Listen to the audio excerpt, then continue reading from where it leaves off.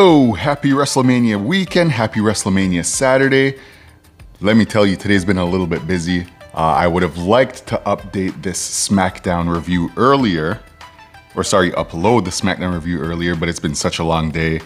I actually went to bed and woke up, not in the middle of WrestleMania, but I think when I tuned in, it was actually Jacob Fatu versus LA Knight. But I say that to say, if I don't do this review right now, this SmackDown review would never see the light of day. I actually have WrestleMania loaded up in the bedroom right now, so I am gonna watch from front to back, start to finish, after I'm finished this. So let's get it up, let's get it out of there. We start the show, SmackDown, Seth Rollins, and he comes to the ring. What he does is he essentially glorifies the match. He shines the light of importance on the match, and he says, this is going to be the most important triple threat match in the history of the WWE, because essentially who wins is going to be the flag bearer of the company.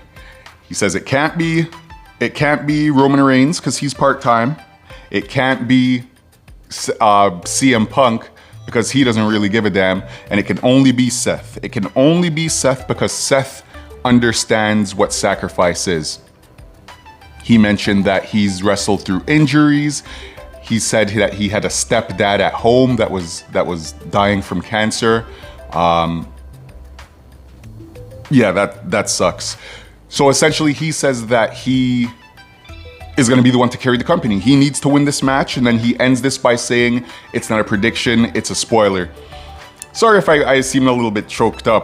It's just a whole cancer thing. I don't know the situation with Seth Rollins' stepfather. Hopefully he's okay. After that promo, we get the Andre the Giant Battle Memorial. And basically it's a big battle royal. I believe Wade Barrett said about 28 people started in this match. The first entrant in the match was Rey Fenix. So he got an entrance. I believe there was a quick little commercial break. When it returned, it was Shinsuke Nakamura, but as Shinsuke was entering, I guess everybody else made their entrance already, so everybody was in the ring, the match starts, and just watching this match, I was thinking to myself, how do these guys do anything? And you're sharing the ring with 27 other people. These guys were packed in there like sardines. If you check the Let's Play that I do on Thursday Night Throwdown, WWE 2K25, quick plug, you should check that out. It's quite entertaining if I do say so myself. Anyway, I'm flustered just trying to call commentary for 6 people. How these guys are calling spots and doing maneuvers, and the announcers are keeping their eyes on everything. Hats off to them. Essentially, these guys eliminate each other until we get down to the fatal 4-way. To the final 4 participants, which are Rey Fenix, Andrade, Shinsuke Nakamura, and Carmelo Hayes. So Andrade eliminates Shinsuke Nakamura. Phoenix goes for the goodbye amigo kick. He's on the rope, beautiful move. He's running on the rope, and out of nowhere, El Grande Americano pulls him down, pulls him over, he gets eliminated.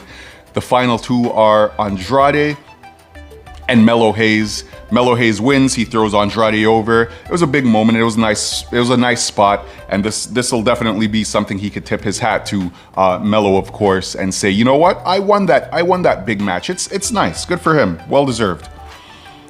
Next we get a Charlotte Flair sit down with Wade Barrett, and I'm not even gonna hold you. I originally watched SmackDown before I had to go to my overnight. So I watched SmackDown, and it was at that part, and so I skipped it. And then when I watched it again to take my notes, I skipped this again. I'm not gonna lie to you, I'm just tired of Charlotte. I believe we've heard everything she has to say already. After this, we get Rhea Ripley entering the ring, and she says this is gonna be her 6th WrestleMania. And I messaged my boys and I'm like, yo, we're kind of getting old, man. Rhea Ripley is already at her 6th WrestleMania? Where did the last 6 years go? And never mind that, when John Cena, later on there's a promo with John Cena, I'm just gonna fast forward to that real quick, but when he says he's going on his 20th WrestleMania, I remember going to HMV and buying the WrestleMania 20 DVD. It came with 3 DVDs and it was a fold-out set. It should be in my storage somewhere. I'll grab it and I'll take a picture of it, but That was John Cena's first WrestleMania when he beat the Big Show for the United States Championship. I remember that. I remember it like it was yesterday. Oh man, so 20 years. Anyway, back to the Rhea Ripley promo.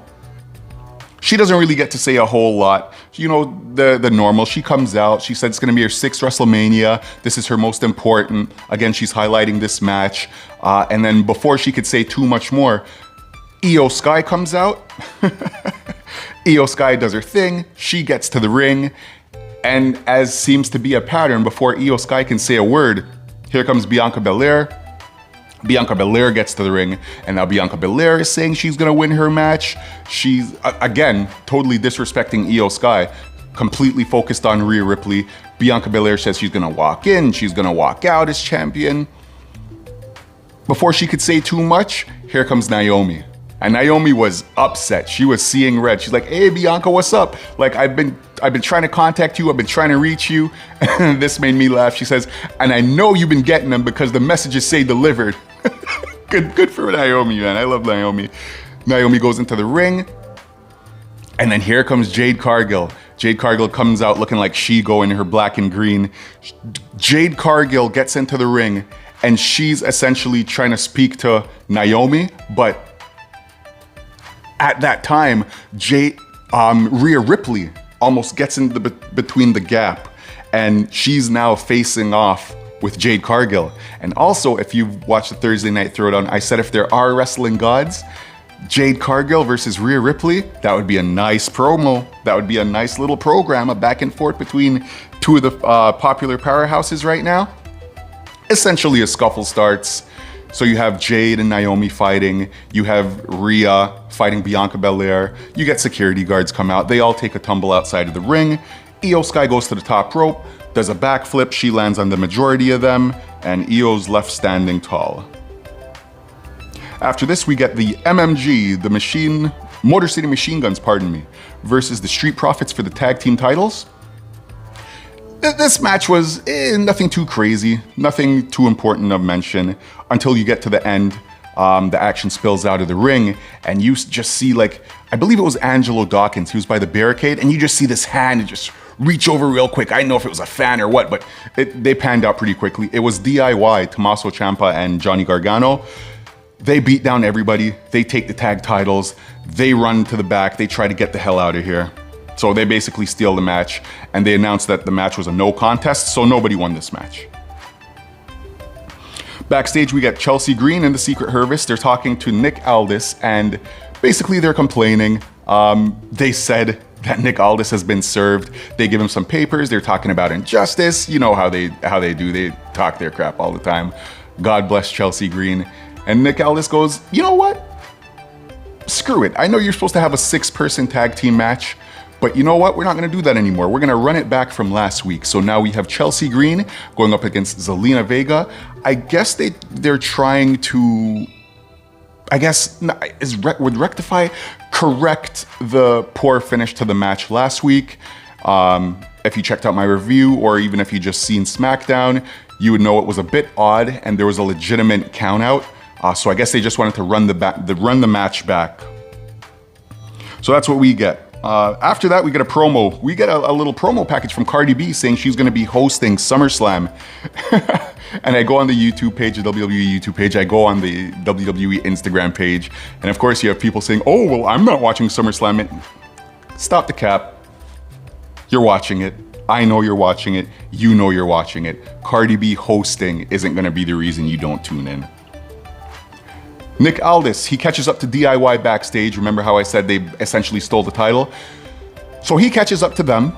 Nick Aldis is the general manager again. He catches up to DIY. The Street Profits are back there. And I believe it was Motor City Machine Guns were back there as well. Nick Aldis goes, give me the damn titles. I'm tired of this. Give me the titles. He says next week, these are going to be hoisted above the ring and defended in a TLC match. And this is the thing that they do that I really am not a fan of. Fans paid their tickets. They paid price of entry to get into the arena, and you're basically teasing them of, oh, hey, here's something cool. We know you'd want to see it, and we know you bought your ticket, but it's happening next week. Now, I don't like when they do that at all, but it's doubly weird because WrestleMania is the Saturday and the Sunday. So why are you putting something like past WrestleMania? Shouldn't all the focus be on WrestleMania? Now, it's one thing if you announce this match on the show and said later on, okay, cool, I get it. But it's like, WrestleMania is a 2-day event. And don't tell me you don't have space or room or time for a tag title match. Let's not even get into Chelsea Green, because how she's not on the card any night and she's the Women's United States Champion, I feel like she's one of the most entertaining people in the whole WWE right now. Travesty. Randy Orton enters the ring and he essentially says, you know what? I know I don't have a match right now. I understand that Kevin Owens needs surgery. So what he does is he essentially puts out an open challenge. So on the Sunday, because I've already watched the Saturday, so it's going to be on the Randy Orton's going to have a match on Sunday, and somebody random's going to come out. We don't know who. I don't have a clue. I heard Rusev signed back to the WWE. It might be Rusev. It might be Nick Aldis. Who knows? But that was the gist of this whole Randy Orton promo. Damian Priest. We got Damian Priest backstage. A lot of backstage interviews. Damian Priest essentially is being interviewed and he says, you know what? I'm so tired of answering questions about WrestleMania right now. Let me just talk directly to Drew McIntyre. And he basically says Drew's trying to make him out to be the bad guy, but you know what? He essentially doesn't care anymore. He's gonna beat the hell out of Drew McIntyre so bad, he's gonna wish he got future endeavored again. And I said, oh my goodness. Oh my goodness, the man's gonna wish he was fired? That's crazy. We got Zelina Vega. Yikes. We got Zelina Vega versus Chelsea Green. And it looks like they literally just copied and pasted what they wanted from last week onto this match, if that makes any sense. So you had the exact same card, the exact same pacing. Zelina Vega ends up winning with a super code red off of the top ropes, like off of the top turnbuckle. It looked cool, and I can't, as much as I love Chelsea Green, Lord knows I do. I've also been on record saying I do like Zelina Vega. So this match is kind of a double-edged sword to me. It's kind of like, on one hand, you have Zelina Vega beating the champion clean in the middle of the ring, which is good on her, but for Chelsea Green's end, it's like, you couldn't put her on you couldn't put her on WrestleMania Night 1, Saturday. You couldn't put her on WrestleMania Night 2, Sunday. And on top of all of that, you have her losing clean in the middle of the ring. I feel like if this is what you were gonna do, the results of the match was the same. Like, Zelina won last week by count out. So Chelsea Green lost twice in a row, 2 weeks in a row, and she's not on the biggest show. I feel like if this was gonna be what you were gonna do, you might as well have just had the 6-woman tag team match. I mean, if you really wanted Zelina Vega to get a win, she could pin Fire, she could pin Piper Niven. This was just a little bit sloppy to me. I'm not really a fan of like champions getting pinned clean. But like I said, it's a double-edged sword. It is nice to see Zelina Vega winning a match. Now we get Solo Sikoa versus LA Knight, and the match goes on. Essentially, we get Jacob Fatu interrupting. He's running down, and then so they're beating up LA Knight, and essentially Braun Strowman comes out for the save. So Nick Aldis comes out and does his best Theodore Long impression and says, you know what? We're getting a tag team match. So we got Braun Strowman and LA Knight versus Jacob Fatu and Solo Sikoa. The match continues, and essentially nothing too important here. You have LA Knight hitting Solo Sikoa with the BFT, the blunt force trauma. 1, 2, 3. These guys win. Or Braun Strowman and LA Knight win.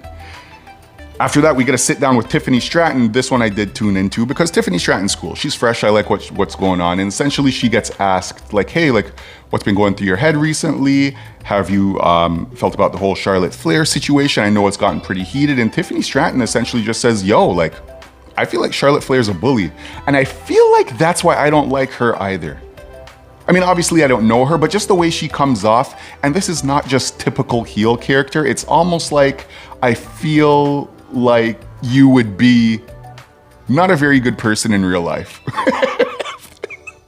If that makes any sense. So the whole angle of this interview, Tiffany Stratton says she felt like she's standing up to a bully. She's gonna walk in champion at WrestleMania. She's gonna walk out champion at WrestleMania. And like I said, I caught the tail end of the show. I'm pleased. Next, we get American Made versus the LWO. We get a spot in the match where, pardon me, I don't remember right now. There's been so much wrestling going on, but one of the members of the LWO was in the ring, and you have all three members of American Made on a turnbuckle, and they all jump off and do a diving headbutt. That was pretty nice. At one point in the match, there was a spot where Rey Mysterio ran outside of the ring and he like slid under the ropes to get inside of the ring again. Somebody pulls him out, and I guess he hit hard, but Rey Mysterio was actually injured. Obviously, it's never a good time to get injured in the WWE. Or just screw that. It's never a good time to get injured in life. Like, who says, thank God I got injured, you know? But it must doubly sting, and it must literally be insult to injury to get injured one night before the biggest show of the year. You have a match on the biggest show on the year. And the biggest payday of the year. So shout out to Rey Mysterio. Get injured quick. I feel like people forget that Rey Mysterio is, at the end of the day, a 50-year-old man. He just is a master of his craft. So you don't really look at Rey Mysterio and see an old man, especially the way he moves, the way he acts, the way he carries himself. I honestly think he could do this for another 10 years if he wanted to, the way he looks. But these injuries, he's not gonna bounce back as fast as he once could have. Obviously, I hope that's not the case. Rey, sit out, do what you gotta do, rest up, and come back stronger than ever, you know? I also have a note here that says maybe they're gonna do Rey Fenix versus, because Rey Fenix didn't have a match. You have Rey Mysterio, he was supposed to fight El Grande Americano. Randy Orton, he was supposed to fight Kevin Owens. So I have here, maybe you do Americano versus Randy Orton. That didn't make too much sense, but it's possible. Both of their opponents got injured. But I also have here, and this would have made more sense, and little spoiler, we find out that this is the case. We get Rey Fenix versus El Grande Americano for WrestleMania. Rest up, Rey, you'll be back soon. And now we get Cody Rhodes entering the ring, shortly followed by John Cena. He did the thing where he didn't let him talk. He kind of just immediately showed up, and they called this on commentary as well. And Cena says, shut your mouth, kid. Don't say anything. There are a lot of voices. There's a lot of buzzing going on right now, but the only person you need to be concerned with is the person who's looking you in your eye right now. Essentially, John Cena says, you know what? I won the Elimination Chamber. Let me show you this right here. Bow. But John Cena says, when I won the Elimination Chamber, I didn't really think I could beat you until you did one thing, and that was basically turning down The Rock's offer. And John Cena says, when you turned down his offer, I knew right then and there you didn't stand a chance, because at WrestleMania, you'll have an option. You can either do what the fans think is right, or you can win, and you don't have it in you.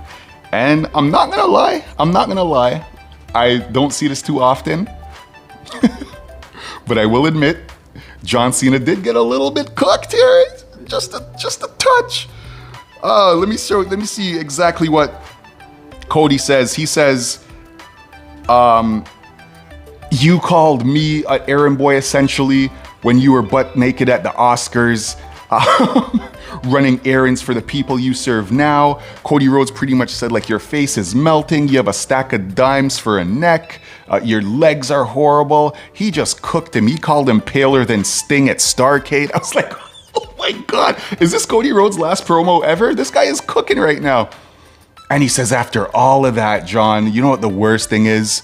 All this time and you still can't wrestle.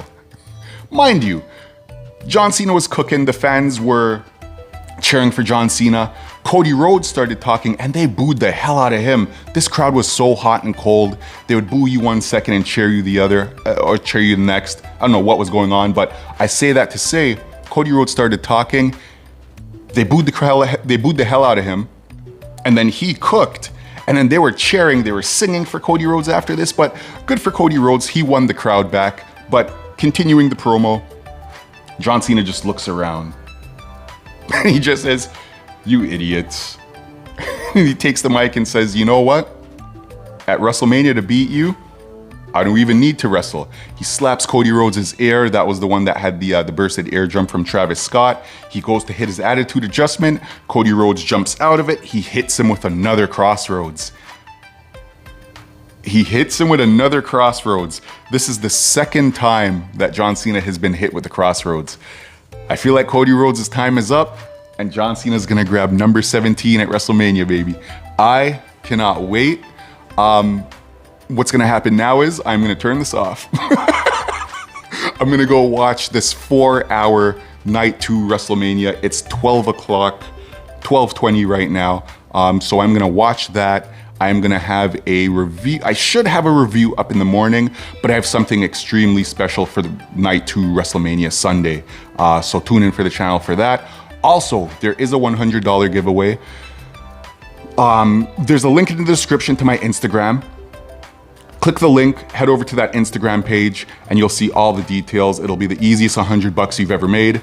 I know we live in a world where people are giving out cars and houses, but I'm not sponsored. At the time of this, I have 20 subscribers. God bless each and every one of you. Well, 19, I'm actually subscribed to myself from my other channel. So, so 19, but I say that to say there's no sponsors, there's nobody giving me money to give out. This is my hard-earned cash, and I'm just giving you guys a nice little giveaway just for rocking with me. You know, it'll be something fun.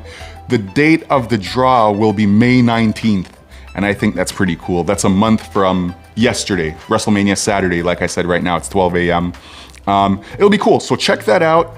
I am gonna go watch this WrestleMania Night 1, and I will have a review up tomorrow. And again, something special for WrestleMania Sunday, Night 2. Tune in. You guys have a great day. Well, frig, it's 12 a.m. now. So if you're watching this now, have a great night. If you watch it later on, have a great day. I'm gonna start rambling, so I will end this. See you guys soon. Peace.